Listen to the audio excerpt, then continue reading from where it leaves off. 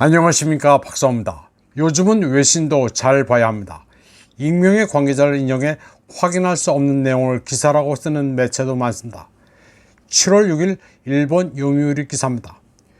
북조선 우크라이나의 파병 가능성, 러시아 점령지역, 푸틴 씨의 요청인가가 제목입니다. 요미우리 신문 서울특파원이 쓴 기사입니다. 이 신문은 북조선이 우크라이나 국내 러시아 점령지역에 공병부대 등의 병력을 파견한다는 견해가 떠오르고 있다고 주장했습니다. 러시아와 조선은 6월 유사시 상호 군사 지원을 규정한 포괄적 전략 파트너십 조약을 체결했다고 했습니다. 그러면서 미한 양국 정부는 경계를 강화하고 있다고 적었습니다. 요미우리는 러시아, 조선 관계에 익숙한 소식통 인용해 푸틴 대통령이 북한 김정은과의 정상회담에서 우크라이나 파병을 요구했다는 정보가 있다고 말했습니다. 또 소식통을 인용해 푸틴은 지난해 9월 러시아 극동 아무르주 보스토치니 우주기지에서 김정은과 회담했을 때 포탄 등의 무기를 빠르고 장기적이고 안정적으로 공급하는 것과 병력 지원도 요청했다고 전했습니다. 요미우리는 그러면서 당시 김정은이 무기 공급은 승낙했지만 파병에 대해서는 추가 논의가 필요하다면서 태도를 밝히지 않았다고 보도했습니다. 그러다 푸틴 씨는 올 6월 24년 만에 방북해 김정은 씨에게 무기와 병력 지원을 다시 요구했다고 전했습니다. 그러면서도 푸틴 씨는 김정은과 회담 직후인 6월 20일 베트남에서 러시아 매체와 기자회견을 갖고 북한 파병 가능성에 대해 부탁한 적도 없고 그럴 필요도 없다고 한 대목도 전했습니다.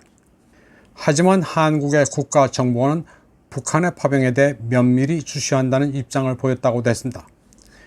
또 한국 정부 내에서는 러시아가 일방적으로 병합한 우크라이나 동부에 북한의 공병부대를 투입해 복구 작업에 종사시키겠다는 관측도 있다고 보도했습니다. 그러면서 미 국방부 대변인 팻 라이더도 북한 파병 가능성에 주시하고 있다고 전했습니다.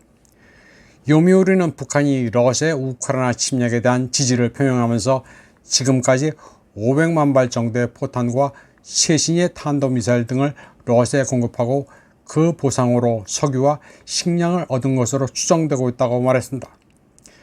그러면서 북한이 파병에 착수하면 새로운 보상으로 러시아로부터 첨단 군사기술 지원 등을 받을 가능성이 있는 것으로 한국 정부가 보고 있다고 말했습니다.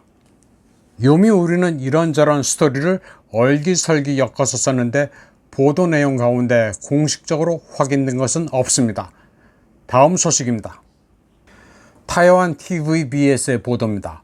미 예비역 대령이자 트럼프 시절 미 국방부장 고문이었던 더글라스 맥그리거가 밝힌 러시아, 우크라이나군의 사상자 수를 소개하고 있습니다. 맥그리거 대령은 걸출한 군사 전문가지만 한국 매체는 극구 피하는 인물입니다. 맥그리거를 소개하면 가짜뉴스를 이어갈 수 없기 때문입니다.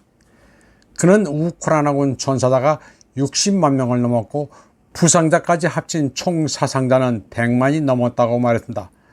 반면 러시아군 전사자는 돈바스 민병대와 체첸군까지 합쳐 6만 3천 명 수준이라고 평가했습니다.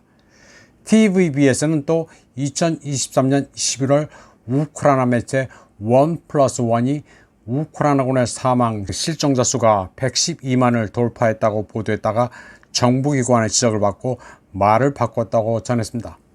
그리고 2024년 3월에는 전 폴란드 육군 참모총장이 우크라이나군의 사상자 수를 100만으로 계산한다는 견해도 소개했습니다.